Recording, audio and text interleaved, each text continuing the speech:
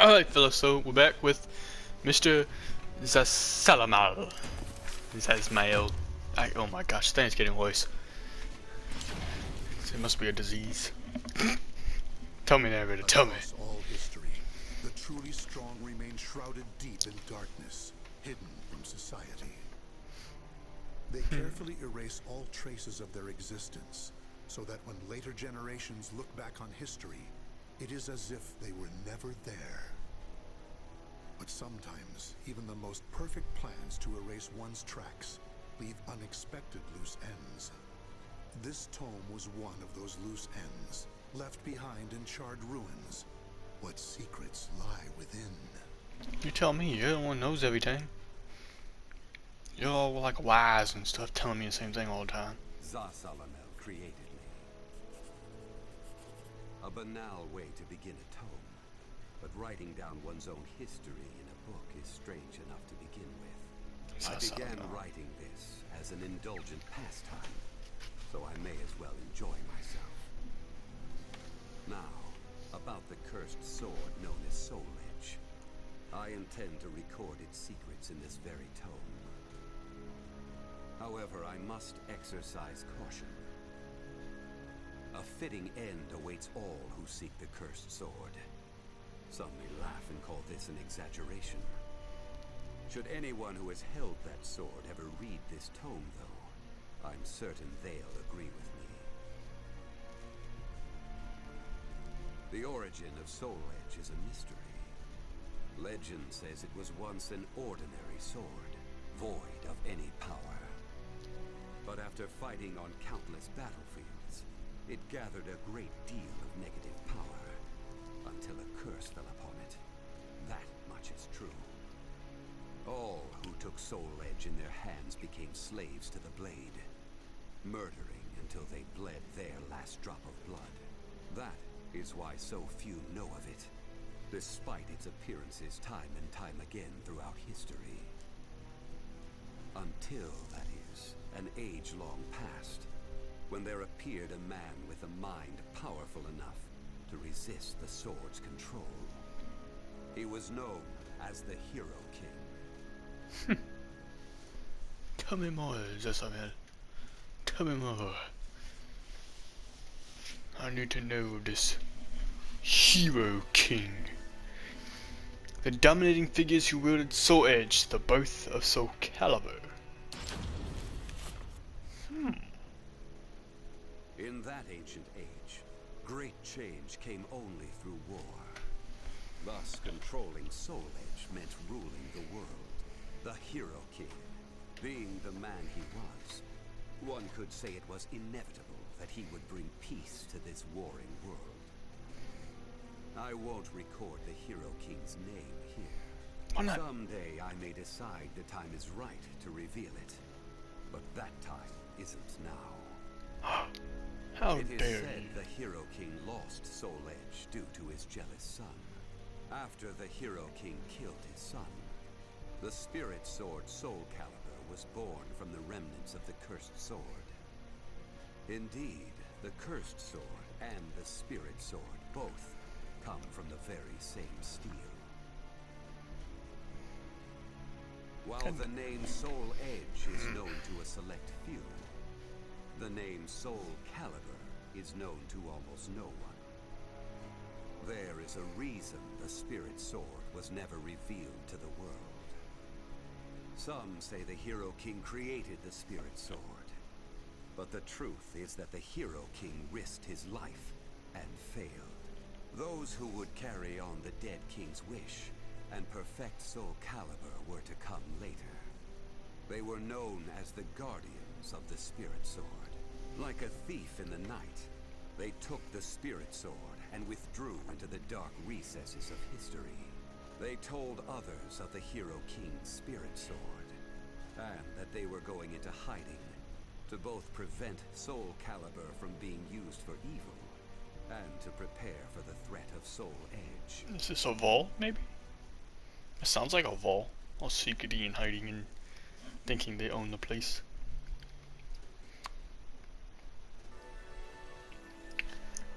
What did I say? The king will lay his hands on the spirit sword. I think this is just going to be us learning, guys. I mean, we just got to sit back and chill. The guardians of the spirit sword only entrust SOULCALIBUR to a select few. One recent example was a king from medieval Europe. Born in Britain, the king used the spirit sword to rule a large swath of Europe. I'm skeptical as to whether the king ever truly existed, but assuming the tales are true, he was somehow connected with the guardians of the spirit sword, from whom he received the blade. Also, it would be reasonable to assume the king fought with the one who possessed the cursed sword and won. After the king's death, though, no one knows what happened to the spirit sword. Perhaps we should assume it eventually found its way back to the guardians of the spirit sword. But it should be noted that their power had dwindled greatly by that time. Oh my. At the same time, there were those who awaited the second coming of the king. King Arthur? On the eve of the king's passing, a loyal knight set forth to find the spirit sword and restore the crown. That was the start of the secret society known as the Aval organization. They hid themselves well for a considerably long period of time. Not even I learned of their inner workings until quite recently. Sworn to the late king, the Aval organization sought the spirit sword and secretly assassinated all whom they deemed outsiders, those who were aligned with the cursed sword or did harm to humankind. A deeper look, however, reveals there was some unrest hidden below the organization's seemingly unshakable exterior. Oh yeah. Some things happened in Zasalamel. It was it's pretty nasty.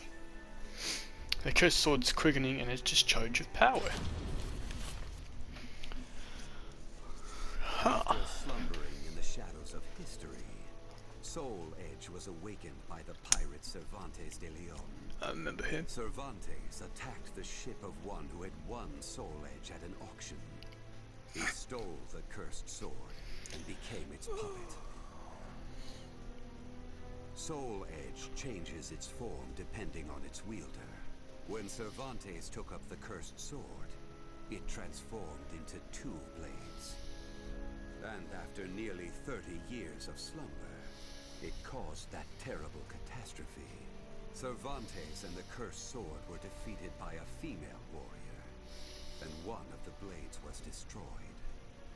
Shattering without coming in contact with the spirit sword was a first for Soul Edge. Immediately afterwards, the evil seed occurred. The evil within Soul Edge was unleashed upon the entire world. Why did the evil seed occur? What havoc did it wreak where it landed? Not even I have any way of discerning this. But one thing is certain. Ever since that day, the cursed sword's malfested kin have been swiftly multiplying. Oh damn. What does it mean to be malfested? It's extremely hard to define, for the resulting phenomena are so varied. There are those who undergo monstrous transformations, while others look no different from ordinary humans at first glance. In addition to humans, some animals have experienced transformations as well. Common traits of the malfested include heightened fighting instincts and violent tendencies. Some become beasts, hungry only for slaughter, while others use strategy to entrap powerful foes. But they all slip into towns and cities, seeking blood under the cover of darkness. Yeah, they're bad guys. I know that. Some time after the evil seed, the Azure Knight Nightmare appeared. Rumors said he possessed Soul Edge, and his string of indiscriminate murder seemed to agree with this. Personally, I was also interested in discovering this knight's true identity. I then received news that the Aval organization had encountered him and were defeated. It intrigued me Yeah. that there seemed to be someone in their organization deeply interested in the evil seed. We don't really accept him in the organization, honestly. He's kind of an outcast, you know. You feel what I'm saying? Ling Xing Su and the evil seed.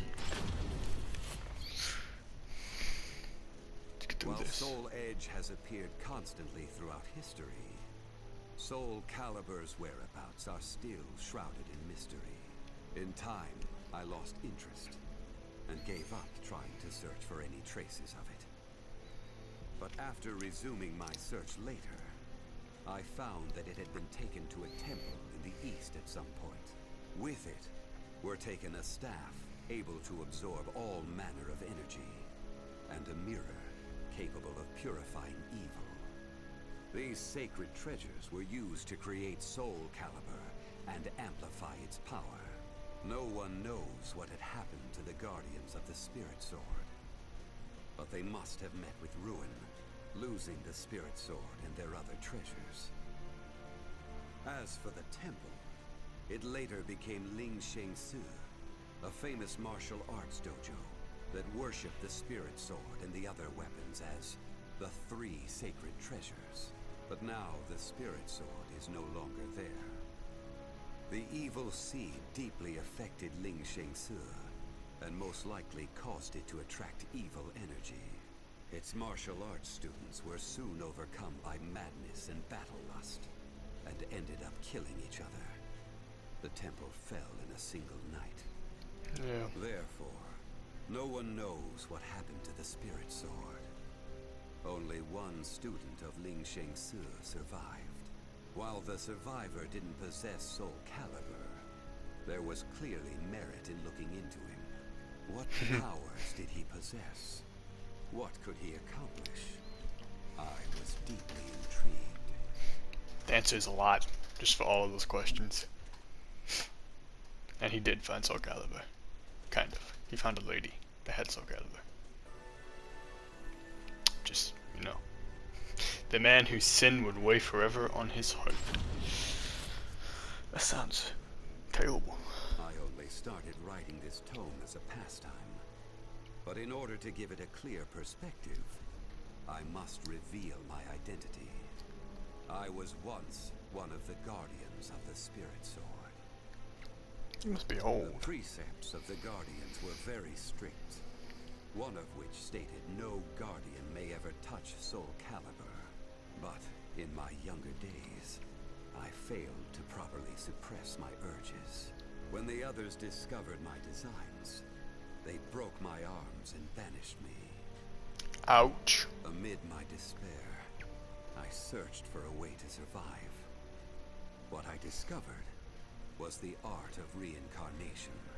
After a long period of training, I mastered the secrets contained within this lost wisdom. I reincarnated myself over and over again, and became an entity that could transcend generations. At first, I didn't realize the price I would have to pay for eternal life. For every time I reincarnated, I experienced the pain of death. It felt like my soul was being crushed. It is hard to put such pain and suffering in words. Then why'd you keep doing it? I hadn't managed to completely escape death. No matter what one may accomplish in life, death remains inescapable. My bodies have lain in countless graves, but my soul will never rest in peace. So it was that I came to yearn for the final eternal death I could never have.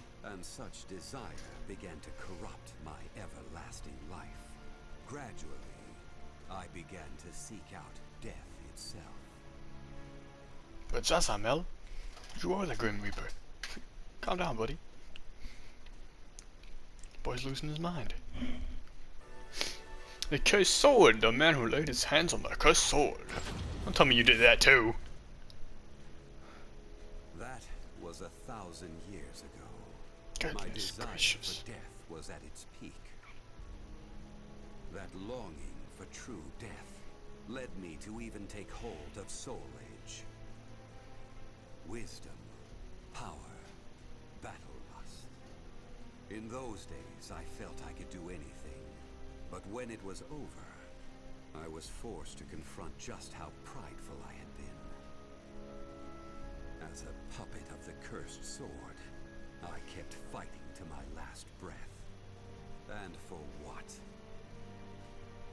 I fought in an age of endless war that spanned the world, all to establish a certain dynasty. That is all I'll say on the matter. I've lived as every type of person. Old, young, man, woman. That's weird. But I've never felt as much joy as when I wielded that power. However, not even the cursed sword could free me from the chains of samsara. And so I died, and was born again into this world. Do you start as a baby? Bro. Do you go from being super old to dying to being a baby and have to grow up all again? Like, are you a baby's SSML? Apparently. That's all we got for Zasalamel.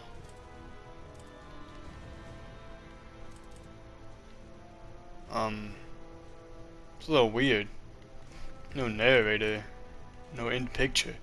Whatever. Next we got Geralt, so I guess I'll see y'all then.